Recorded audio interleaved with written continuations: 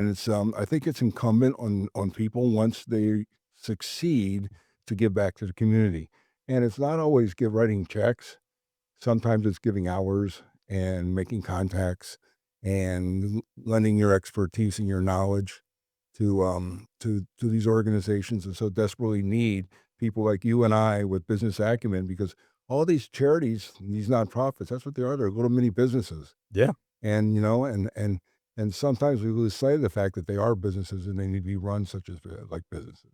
Yeah, we talk about that a lot. I mean, number one, you're absolutely right. I have the same similar philosophy of we're part of a community. The nonprofits are an essential part of that community to make sure, depends what kind of community do you want to live in. And I always say, you want to live in a community that helps take care of those who are less fortunate than us. And part of that is the nonprofit community. And if you're successful, why not give back? And yes, they need their time. They need time, treasure, and talent, and not only money. And certainly when I got involved and you said 211 was your first one, when I got involved in LifeNet for Families, I didn't have treasure. I didn't have money, but I had time and I became treasurer and I used to go there on the weekends and do their QuickBooks Yep. and help them out. But, how'd you get involved with 211? So Lori Salarulo, who's now the CEO of Junior Achievement,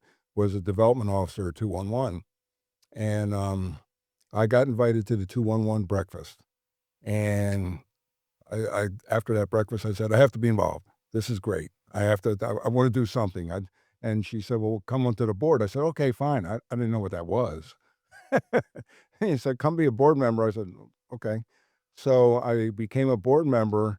And through happenstance, 6 months later, I was chairing the board. Wow. Yeah, because Lynn Wyman was the chair and she was rotating off, and Rob Furman was our vice chair, and the sheriff just got replaced and made Rob go elsewhere, and I Right. needed a vice chair, and I said, "I'll do that," not knowing what that was either, Right. and it was great. It was just such a great succession of leadership that 211 had, and it continued after I left and is continuing to this day, and I was hooked. I Right. was hooked, and my whole thing is if I can't make a difference, I'm not coming onto your board. Right. There's a lot of boards out there that just want check writers, and that's not what I was. I was probably the poorest person on every board that I was on, but I wanted to make a difference, and the governance of these boards makes all the difference in the world.